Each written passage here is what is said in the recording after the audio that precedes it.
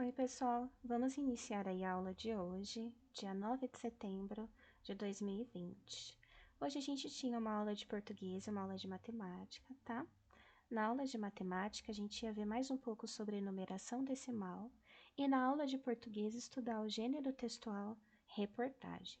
Então, vamos começar aí pela aula de matemática, decimais no sistema de numeração decimal.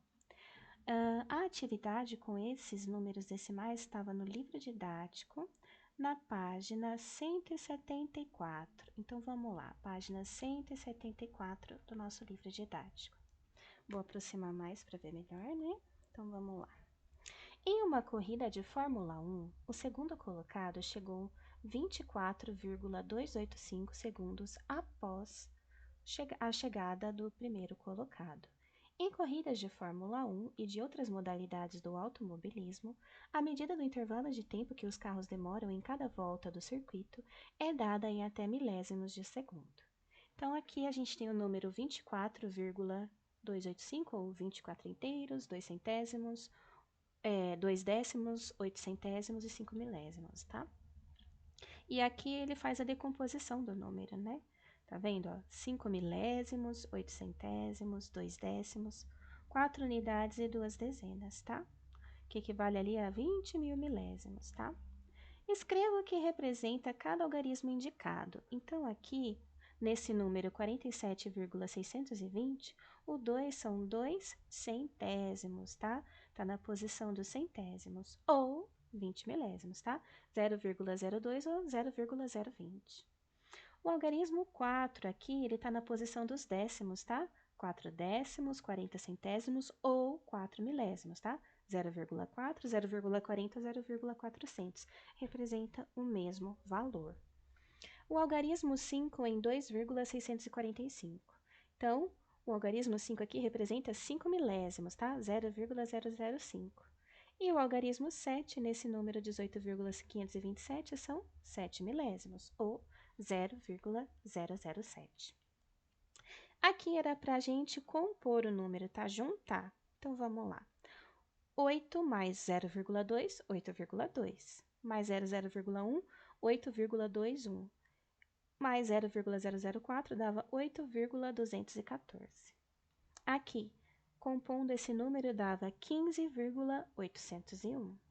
Aqui, com a fração, já complicava um pouquinho. Vocês tinham que transformar as frações em números decimais, tá? Então, vamos transformar aqui, ó. Por exemplo, 5... Vou até colocar aqui para vocês. 5 décimos, tá? Como que eu decomponho este número, tá? Como que eu transformo em número decimal? Você vai copiar o 5, é como se a vírgula estivesse no finalzinho dele. E você vai andar quantas casinhas dele que tiver no número que está embaixo da fração. Então, eu tenho quantos zerinhos no 10? Um zerinho só. Então, vai andar uma casinha e a vírgula vai parar aqui. Essa vírgula se apaga, fica 0,5, tá? Então, a mesma coisa os outros números, ó. 7 sobre 1.000, tá? 7 milésimos. 5 sobre 10 são 5 décimos, tá? Ou 0,5. 0,007, tá? Então, é a posição, tá? A gente não lê 7 milésimos, então ele está na posição dos milésimos. 5 décimos, ele está na posição dos décimos, tá? E aí era só você compor. Dava 43,507. Aqui, 1 décimo, 3 centésimos e 9 milésimos, dá 0,139. Então, você transformava ali a sua fração em número decimal, tá? Ou até mesmo lendo as frações, a gente já percebe a posição que esse número vai estar nas casinhas decimais, tá bom? 5 décimos, tá? Na casa dos décimos. 3 centésimos, na casa dos centésimos. 9 milésimos, na casa dos milésimos, tá bom? E aqui a decomposição, tá? 8,179 é 8 mais 0,1 mais 0,07 mais 0,009.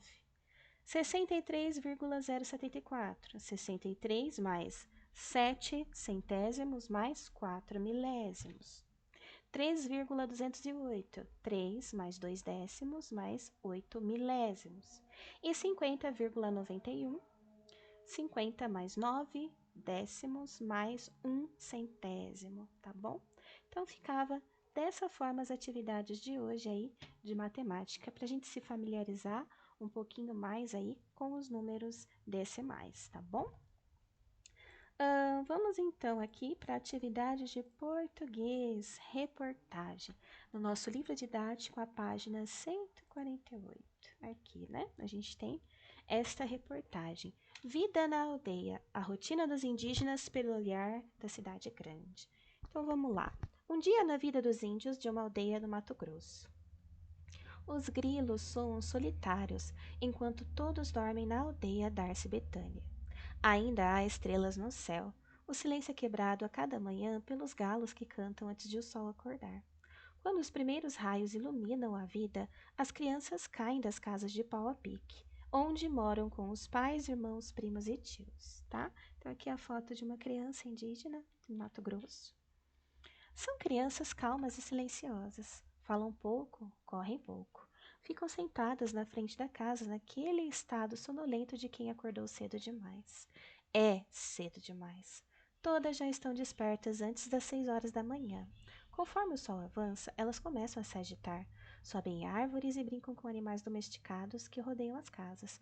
Cães, gatos, galinhas, papagaio, filhotes de ema e até porco do mato. Brinquedo mesmo, só um ursinho velho e uma bola. Não existe sinal de celular, internet nem smartphones. Há TV em uma outra casa, mas a audiência é escassa. Até relógio é item que não se vê facilmente. O tempo na aldeia é outro. O café da manhã não é uma refeição normal, não é uma refeição formal, como estamos habituados. Quando aparecer a fome, come. O quê? O que for possível, o que deu para plantar, coletar ou caçar. Não há fartura nem variedade. Logo cedo, uma menina come arroz e feijão com as mãos, e o menino chupa um coquinho no mato. Outro se alimenta de um pedaço de tapioca. As mães começam a sair de casa para lavar panelas e roupas do dia anterior. Saem carregadas, as cestas transbordando de trabalho. Algumas lavam no rio, outras já se acostumaram a usar as torneiras coletivas instaladas recentemente na aldeia, o que oferecem água limpa de um poço. São nelas que bebês e crianças de até 2 anos se banham. As mais velhas vão em grupos para o rio, ainda bem cedo, onde se lavam, nadam, brincam de saltar na água e riem sem pressa. Crianças se banham no rio logo pela manhã. Aqui, né, a foto. E aqui, além de servir para o banho, o rio também é usado para lavar roupas em muitas aldeias. Na fotografia, a mãe acabou de realizar a tarefa e vai embora com a filha no colo. Ah lá. É uma vida, né, totalmente diferente do que a gente conhece. O dia passa vagaroso, banheiro não existe, tem de ir no mato. O sol esturrica a terra e pesa sobre os ombros. No almoço, fogões a lenha improvisados cozinham o alimento. De novo, arroz-feijão. Na casa vizinha, de novo coquinho, dessa vez ensopado. Carne não é sempre que tem. Quando tem, vem da pesca ou da caça. Porco do mato, anta, veado. E é assada até esturricar. Tudo sem sal e sem tempero. Depois do almoço, o sol é cruel. O calor é tanto que nos fins de semana todos se recolhem na sombra de suas casas. De segunda a sexta, as crianças vão para a escola, às 13 horas, onde ficam até às 17 horas sem merenda. Na verdade, a escola é uma única sala de aula. Construção simples de madeira, chão de terra batida, uma lousa antiga e algumas carteiras quebradas. A professora, que é indígena e vive na aldeia, é uma para cerca de 15 alunos, de 6 a 13 anos. Ela divide a turma em 3 grupos, de acordo com a idade, e eles se sentam no chão em círculos. Então ensina conteúdos de diferentes graus de complexidade a todos. Eles aprendem matemática, português, história, geografia e língua nativa, do tronco linguístico macro-G. Enquanto a tarde cai, as mulheres preparam farinha de mandioca em grandes tachos. É a matéria-prima da tapioca que será servida no dia seguinte. Os homens caçam e cultivam a roça, quando não vão para a cidade fazer trabalhos temporários, como de empacotador em mercado. No que o céu se tinge de azul profundo, é possível ver as estrelas. Iluminação elétrica é escassa, apenas uma lâmpada por casa. O jantar é o mesmo do almoço, ou o que sobrou dele. Às 20 horas todos estão cansados. É o momento de dormir. As famílias se recolhem em suas casas e dormem em redes ou colchões, sobre o chão de terra. No silêncio da noite, bebês não choram. Então aí a reportagem, ó. Aqui mostra uma mulher de 62 anos, chama Teda, né? Ao lado da neta Mamie, 2 aninhos, prepara farinha de mandioca ao entardecer. O alimento é a base da dieta indígena. Então aqui dá para ver as casinhas no fundo, né, da aldeia. Então vamos lá, compreensão de texto. Juntos observem algumas partes destacadas da reportagem. Vida na aldeia. A rotina dos indígenas pelo olhar da cidade grande. Um dia na vida dos índios de uma aldeia do Mato Grosso, tá? Então aqui tá numerado, ó. 1, 2, 3, 4, 5. E a gente tinha que colocar, tá? Completem o quadro transcrevendo o que corresponde a cada uma das partes. Então, a manchete da reportagem é Vida na aldeia, a rotina dos indígenas pelo olhar da cidade grande. Data da publicação, ó, é o 2, tá aqui embaixo. Ó. 5/1 de 2016. Nome da repórter, 3. Maria Clara Vieira. Legenda da fotografia, o 4 aqui a legenda. Ó. Crianças brincam nos arredores da aldeia Darcy Betânia, no coração do Mato Grosso. E o nome do fotógrafo, Lalo de Almeida. A pessoa que escreve a reportagem não é a mesma que fotografa as imagens, tá? Geralmente quem faz uma reportagem é uma equipe. Tem quem escreve, tem quem tira as fotos, né? Tem quem grava, tá? 3. Releia o olho da reportagem, isto é, o texto que vem logo atrás do título. Um dia na vida dos índios de uma aldeia no Mato Grosso, tá? Essa frase, após o título da reportagem, ela traz o assunto da reportagem, tá? Um xizinho aqui. 4. Releia abaixo o título da reportagem. Vida na aldeia. A rotina dos indígenas pelo olhar da cidade grande. Então, rotina, né, é o que a gente costuma fazer todos os dias. Então, é para fazer um xizinho nas alternativas que revelam a rotina do povo da aldeia, tá? Que é acordar cedo, tomar banho no rio e cultivar a roça, tá? Não fala que eles dormem à tarde, não. Releia o título prestando atenção à expressão em destaque. Vida na aldeia, a rotina dos indígenas pelo olhar da cidade grande. Então é para a gente fazer um xizinho na expressão que significa que a reportagem, essa expressão, ela significa que a reportagem foi escrita por quem? Por pessoas que só gostam de grandes cidades? Por uma pessoa que conhece a rotina do campo? Ou por uma pessoa que vive na cidade grande? Então aqui, ó, pessoa que vive na cidade grande, tá? Porque ela tem esse olhar da cidade grande. Ela veio da cidade grande e ela não conhece a rotina do campo, tá? Releia o trecho a seguir. Não existe sinal de celular, internet nem smartphones. Há TV em uma ou outra casa, mas a audiência é escassa. Escassa quer dizer rara. Converse com os colegas. Qual a provável razão de a audiência da TV ser escassa na aldeia? Aqui a resposta é pessoal, mas provavelmente porque eles não têm acesso, né, a tanta tecnologia, por causa do modo de vida deles e do lugar onde eles estão, e também porque a rotina deles é diferente. Então, muitas vezes eles têm muitas coisas para fazer e eles não têm tempo, né, para ficar na frente da televisão, na frente do computador, tá? Então a audiência da TV é escassa porque as pessoas não se interessam na aldeia pela televisão.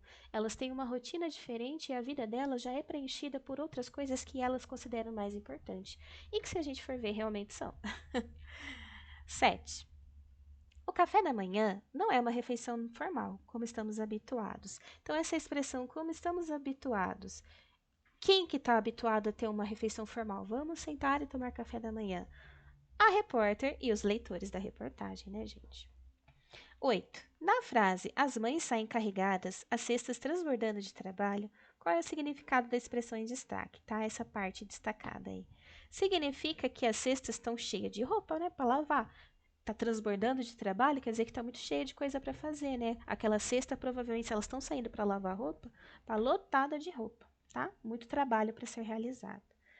Aqui, pessoal, ó, compare a escola da aldeia com a sua escola e complete os dados coletados no quadro. Quando a gente tinha aula presencial, tá? Não considerando as aulas em casa, tá? A gente tem esse quadro que vai comparar a escola na aldeia com a nossa rotina na escola. Então, vamos lá. Dias da semana, de segunda a sexta. Nós também tínhamos aula de segunda a sexta-feira. Horário, eles estudam das 13 às 17. Nós, como somos uma turma da manhã, a gente estudava das 7 da manhã às 11h30, tá? Idade dos alunos da turma. Na aldeia, de 6 a 13 anos. Na nossa turma, é de 10 a 11 anos, tá? Por aí é a idade que vocês têm. Eu não sei se tem aluno com 12 já, mas coloque entre 10 e 11 anos, tá? A acomodação dos alunos. Na aldeia, eles se sentam no chão. A gente na escola se senta em carteiras, né? Cadeiras e carteiras. Conteúdo: matemática, português, história, geografia e língua nativa do tronco linguístico macro G. Nós temos língua portuguesa, matemática, história, geografia, ciências, educação física e artes, tá? Essas são as disciplinas que vocês fazem, são 7. Esse é o conteúdo das aulas, tá? B. Com os colegas, comparem os dados da escola onde vocês estudam com os da escola da aldeia Darcy Betânia. Então, para vocês darem uma refletida aí sobre a diferença, né, da rotina escolar. Agora, registre a conclusão de vocês sobre a comparação que fizeram. Então, a gente percebe que muda a parte de conteúdo, tá? A forma como a sala de aula é estruturada é diferente, vocês não se sentam no chão, tá? A única coisa que realmente é igual é os dias de estudo, né? Que é de segunda a sexta-feira, tá? Então, o restante é bem diferente a rotina deles na escola do que a nossa, tá bom? Considerando sua leitura da reportagem, responda: o que é relatado no texto? A vida na aldeia Darcy Betânia, tá? Onde os fatos relatados acontecem? Na aldeia, que fica no Mato Grosso. Quem está envolvido no relato? Os indígenas, tá? As pessoas que fazem parte da aldeia. Quando o relato foi publicado? Em 5 de janeiro de 2016. Na reportagem, o que indica o que o relato abrangeu o período de um dia na vida dos índios? Copie do texto palavras ou expressões que comprovem sua resposta. Então, pessoal, a gente observa que no texto começa falando da manhã, tá? E termina falando da parte de dormir, falando que os bebês não choram à noite e tal. Então a gente vê que acompanhou um dia completo na aldeia, tá? Desde que amanheceu até anoitecer, tá? Então a atividade de português ia até aí, tá bom? Parava aqui, essa parte de linguagem, construção do texto é uma atividade para outro dia, tá bom? Então, essas foram as atividades de hoje. Façam as suas correções. Qualquer dúvida é só mandar para mim. Um beijo. Tchau!